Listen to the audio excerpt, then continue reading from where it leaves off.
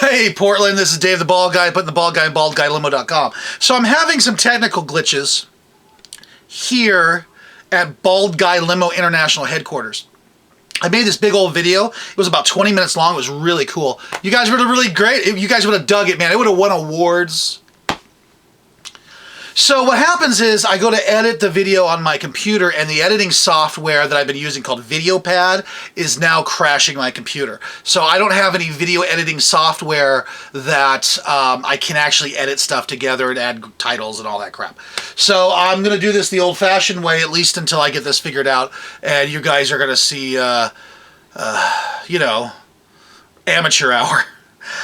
So the video that I was talking about, the video that I did and that I'm going to do the Reader's Digest version of for right now, was talking about how I personally believe this wave 2 of coronavirus is about to hit us. You've got all these idiots out there protesting, me, I have a right to stand here with a gun. And you got all these people going out on a beach in Florida, You got all these people who sit here and think I have a constitutional right to, you know, spread disease. And then you got all these idiot governors who think, oh, we got to get the economy up and going, so let's just go ahead and open up businesses and just let people die from it. So what you're looking at is a very large course of the population is about to get very sick very quickly. All right? So that's my opinion. It's not. I don't have a crystal ball to look into the future, but I think that's what's going to happen. So I came up with a list of stuff that I really think that people need to start hoarding, for the lack of a better word. This is about 11 things here that we're going to talk about. So the first one's going to be, I think people should be buying freeze-dried food. And I have mentioned many times that you should keep on hand freeze-dried food. I'm going to put a link down below into the description of a place that sells a 72-hour supply for $10. Free shipping if you live in the continental United States. It used to be a 5-day turnaround. It's now an 8-week turnaround. And I know that for a fact because I just bought 3 more. And there's a little blurb pops up, says it's going to take 8 weeks to get this. And I'll be like, okay, I understand you probably got 1 million people ordering from you right now. Man, I should get into that business. Start freeze-drying food. Dang, I should get into that. But be that as it may, I really think you should have this. Freeze-dried food is a great barter item.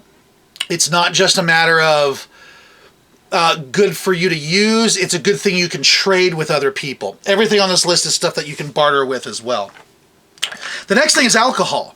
I don't drink, as most of you know, but I have 40 bottles of wine that I actually make for myself. My wife and I, as you know, own BaldGuyLimo.com. And of course, we're the only limousine that has our own wine label. I've got 42 bottles of these just laying around. You can see they're just laying around because it's covered in dust. This is actually pineapple wine, believe it or not. Alcohol is a great barter item. You can use it for cooking, you can use it to drink, you know, whichever. It's a great item to just barter with. And that's important if you need medical attention or you need building supplies or something like that. That's going to be very important. I don't drink, but I've got 42 bottles of wine and I got a bunch of beer that's just sitting around because, again, we don't drink. Clients order it, they want it, they end up drinking 2 and that's it. And I'm like, what am I going to do with all this stuff? Certain types of clothes, socks and underwear and winter clothing. So right now we're going into summer. If wave 2 hits and gets really bad, you're looking at the possible closing of even more stores. Because let's be honest, if everybody gets sick, who's going to go to work? So let's make sure we have winter clothing, because normally winter clothing hits the shelves around August, right? Can you guarantee the stores are going to be open in August? Can you guarantee that you're going to be able to get that even on Amazon? Let's stock up now. You might even be able to get some on clearance racks. Gloves and hats and all that. Look, any idiot can survive just fine in the summertime, in Oregon at least. When you get into the winter, when it dips below zero, that's a real challenging part. Because an SHF situation when it's snowing outside is totally different than the middle of May or April or either or. So get plenty of socks as well. Before I let my Costco membership run out, I made the mistake of not knowing what day in April it was. Turns out it was the very beginning. And I was going to get more socks, and I decided not to. I'm not doing Costco because I don't buy enough at Costco to make it worth my while. And I don't need an 8-gallon jar of mayonnaise, to be honest with you. Also, the next item is fishing and hunting supplies. Fishing and hunting supplies are good to have around, again, just for the trading aspect of it. But there are certain things. I made a fishing pole one time out of a yardstick, which is, as you know, 3 feet long. I drilled a hole in it, and I took some fishing wire, and then at that point, you just put a hook and a weight on it and all that. And I made a fishing line decades ago. There wasn't a lot of finesse to it, but it works. It was functional. So fishing line, fishing wire, whatever you want to call it, is a good thing to kind of just have around. Even if you're not much of a fisherman, fisherwoman, fisher person, even if you don't fish much, have some around. It could make a very good trading item. The other thing is and I kind of lump this into the same category: sugar, flour, honey, salt, and yeast. Okay, sugar is obvious, you bake with it. Flour, again, you bake with it. Honey is awesome because it's a sweetener and it never goes bad. Did you know that? Honey never goes bad. They have opened up tombs in Egypt and jars of honey have been in there, and they are antibacterial. They do not go bad. So they'll open up these old jars, and you could actually scoop it up and put it on bread and eat it if you wanted to. It might not have tasted fantastic, but I'll tell you what, it wouldn't have made you sick at all. Salt used to be used as a currency centuries ago. In fact, Lewis and Clark, when they came down the trail, they got to the West Coast here in Oregon, and depending on which part of history, they ended up on the coast, right, either in Seaside or up in Warrenton, what's now Warrenton. Somewhere in there they arrived. And one of the first things they did is they built a big old fire on the beach, and they got a big old cauldron, basically, and put it on the fire, and they boiled out the water out of the salt water, and they made salt. Literally sea salt. That's how they make sea salt. You go to the store and you see a jug of sea salt, they literally just boil seawater. That's all they do. So salt is a very desirable item when it comes to a variety of things. It's also used in curing fish and different types of meats. I mean, it'll keep it from spoiling. And yeast is good for not just baking, but you use it to make alcohol, because it's yeast and the sugar makes alcohol. That's the main reason, the main way I make wine, ironically enough. The next two are actually two different ones, but I'm going to give you the reason as to both of them at the same time here. Garbage bags. Get plenty of garbage bags, 30-gallon. And the next one is toilet paper. A lot of people have already been hoarding toilet paper. But one of the reasons why you want to combine these two is you need to learn how to make a composting toilet. Get on the YouTube, which you are already on pretty much, I'm assuming, and learn how to make a composting toilet. If the water goes out, if the power goes out, you got to get rid of human waste somehow, right? You can't just go in the yard, or this carries disease and whatnot. You need to learn how to properly get rid of human waste, and one of that is making a composting toilet. I actually purchased today a composting toilet. I just need to put a garbage bag in it, and you have either peat moss or what's that called? Shavings, wood shavings, and you just scoop it in there on the waste, and you're good to go. It sounds very rudimentary, but sanitization is something that's very important. So, you need to stock up on toilet paper and garbage bags. Getting back on the sanitization is important. Sanitization is going to be crazy important. So make sure you also stock up on soap and shampoo and conditioner. I don't use a lot of shampoo, as you could probably imagine. But I do use body wash, because when I'm in the shower, I squirt it in my hand, I'm all over, I'm lathered up, I'm in and out of the shower in 3 minutes. and I'm perfectly clean because I don't have to lather, rinse, and repeat, right? I don't have conditioner. I don't have any of that. If you have hair, you might want to get some conditioner. But a soap, shampoo, body wash, conditioner, that sort of thing. Even just hand soap. Stock up on hand soap. We were at the grocery store earlier today, and I was stocking up on things on this very list that I'm telling you about right now. And we've stocked up on soap, body wash, shampoos. I didn't buy any conditioner because I don't have any hair. The kids don't use them anyway. And I also got some like really cheap bar soap, just in case I need that in the future. It's $1 each, you know, no big deal. But it's good to have, just good to have hanging around. And again, that stuff doesn't go bad at all. Something that's very important, again, we're back on sanitization, is bug spray. You want to get bug spray, mosquito spray with DEET, because that keeps the mosquitoes away. Mosquitoes spread disease. Generally, we don't have to worry about it in America, generally, but let's have plenty of bug spray laying around. And if you can, get the stuff that doesn't spray on, get the stuff that's in a gel or a paste or whatever, and you put it on like this. I don't like the stuff that sprays on. I always end up inhaling it and it tastes bad. Gets in your nose.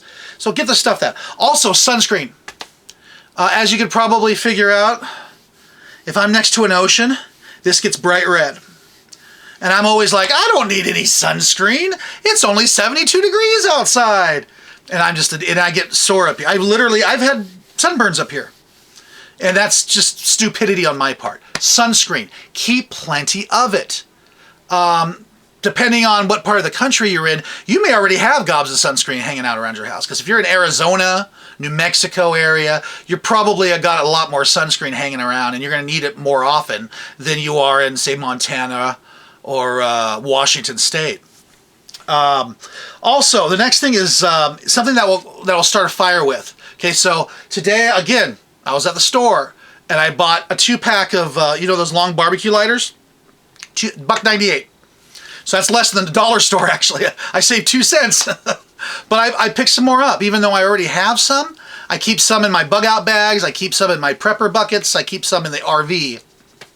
But I don't want to be caught without it. And while you're at it, you're going to want to pick up some lighter fluid too. That's a good idea to have, because you might need to start a fire to keep people warm, just in case. If not, you can always use the lighter fluid to barbecue.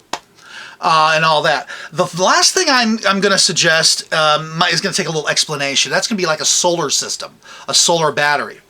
So, some people, someone in my family as well, use a CPAP machine.